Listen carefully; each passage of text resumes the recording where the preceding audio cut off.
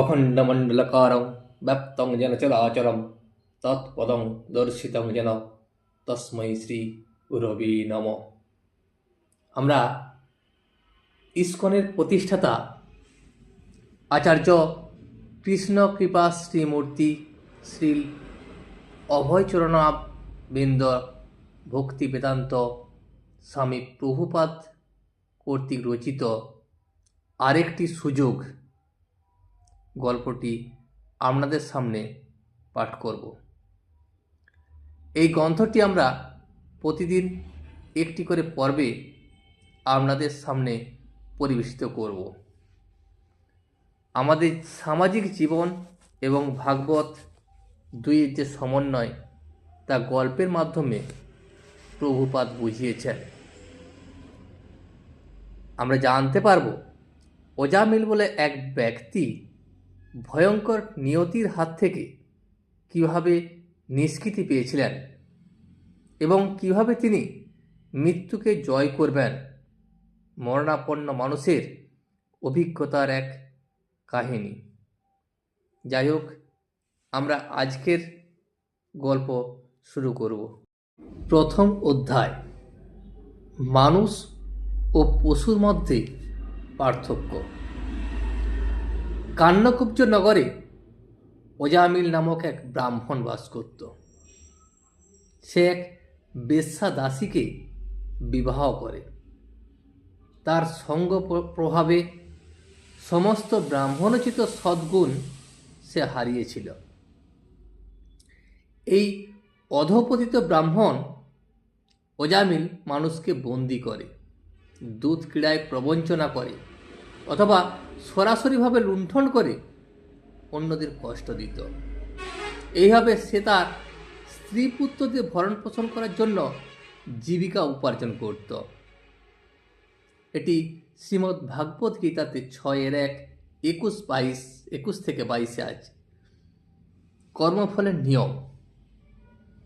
যদিও অজামিল এক ব্রাহ্মণ পরিবারে জন্মগ্রহণ করেছিল এবং বিধি নিষেধগুলি যেমন আমিষ আহার না করা, অবৈধ যৌন সঙ্গ না করা, নেশা না করা, দুধ ক্রীড়া না করা, এইগুলি কঠোরভাবে পালন করেছিল।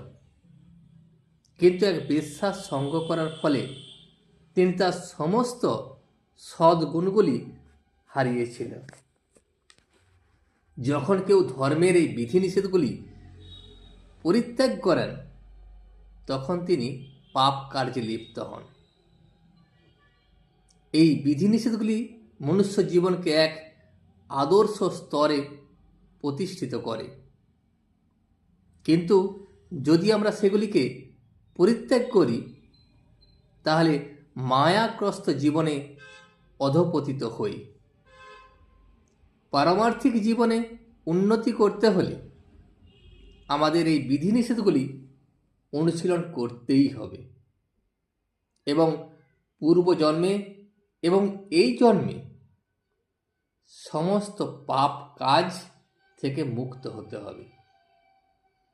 কেবলমাত্র যারা পাপের সমস্ত কলুষ থেকে মুক্ত হয়ে পবিত্র কর্মে নিজেকে সদা সর্বদা নিযুক্ত রাখেন তারা ভগবানকে পূর্ণরূপে উপলব্ধি করতে পারেন।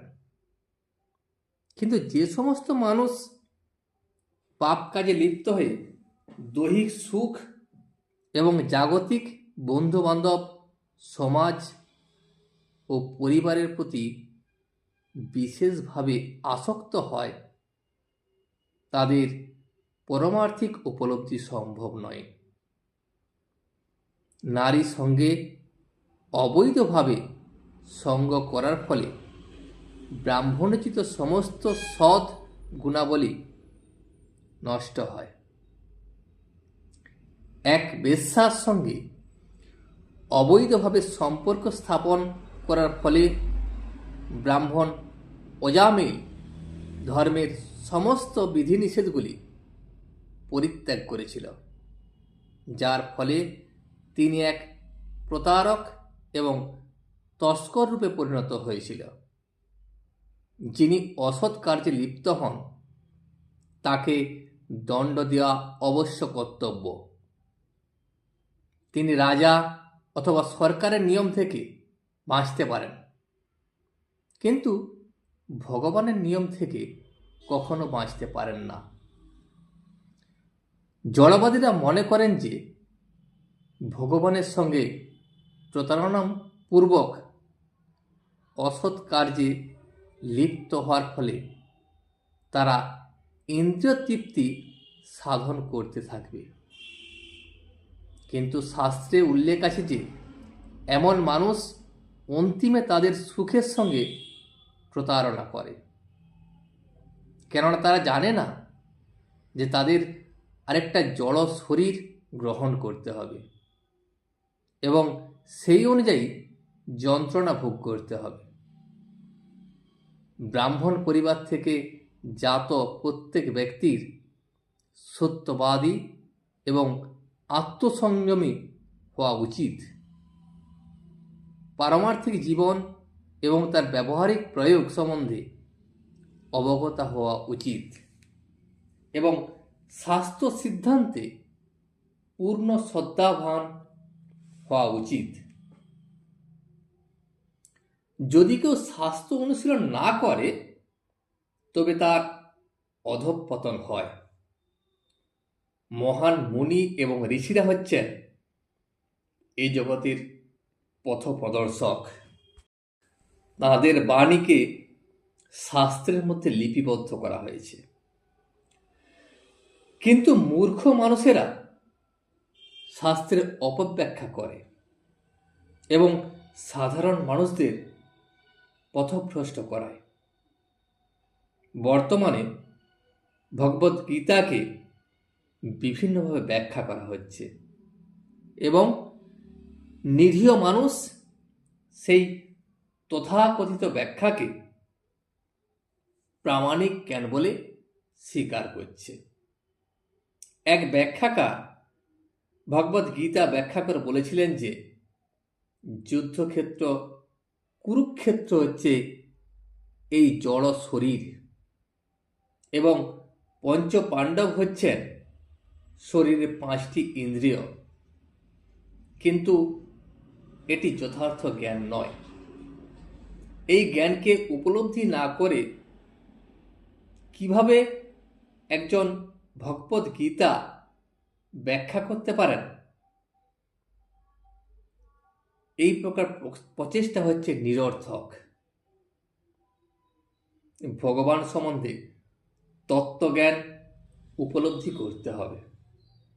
বিনম্র চিত্তে সদ্গুরুর শরণাগত হয়ে তার থেকে ভগবদ গীতা শ্রবণ করা উচিত। পূর্বতন আচার্যদের শরণাগত হওয়া আমাদের একমাত্র কর্তব্য।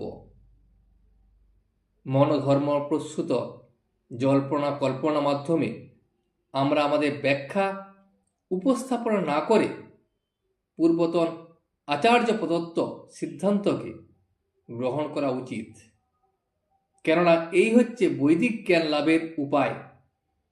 সদ্গুরু শরণাগত হয়ে বিনম্র চিত্তে তাকে প্রশ্ন জিজ্ঞাসা করা উচিত। পরম সত্য বিষয়ক জ্ঞান শাস্ত্রের মধ্যে বর্ণিত হয়েছে।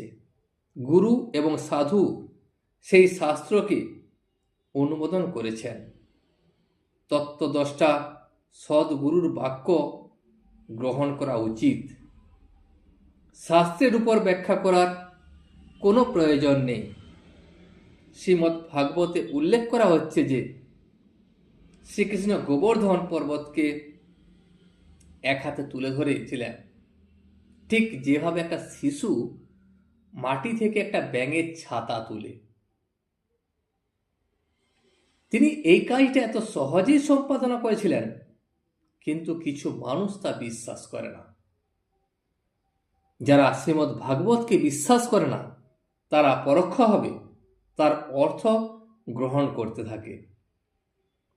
অর্থ যখন স্পষ্ট থাকে তখন ভুল বোঝার কোনো অবকাশ নেই, কিন্তু তা সত্ত্বেও মূর্খ মানুষেরা তাদের নিজ সিদ্ধান্ত তৈরি করে।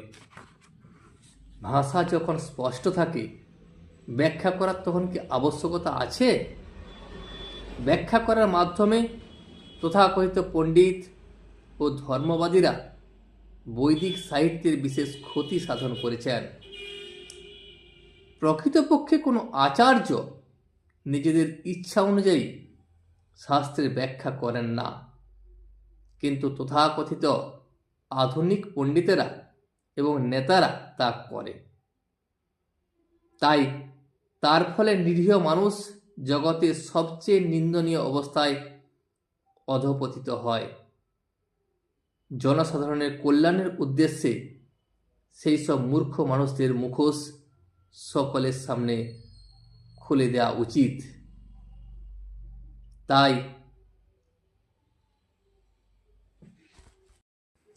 এই উদ্দেশ্যে শ্রীমদ্ ভাগবত গীতা প্রস্তুত হয়েছে। আজ এই পর্যন্তই। এরপর দিন আধুনিক সমাজের অধঃপতন এই পর্বটি আসবে। ভিডিওটি শেষ পর্যন্ত দেখার জন্য আপনাকে অসংখ্য ধন্যবাদ। ভিডিওটি যদি আপনার ভালো লেগে থাকে তাহলে একটা লাইক, কমেন্ট এবং বন্ধুর সাথে শেয়ার করে দেবেন। সাবস্ক্রাইব করে পাশে থাকা বেল আইকনটি বাজিয়ে দেবেন, যাতে আপনাদের নতুন ভিডিওগুলি সর্বপ্রথম আপনার কাছে পৌঁছে যায়। জয় শ্রী রামকৃষ্ণ, জয় শ্রী রামকৃষ্ণ, জয় শ্রী রামকৃষ্ণ।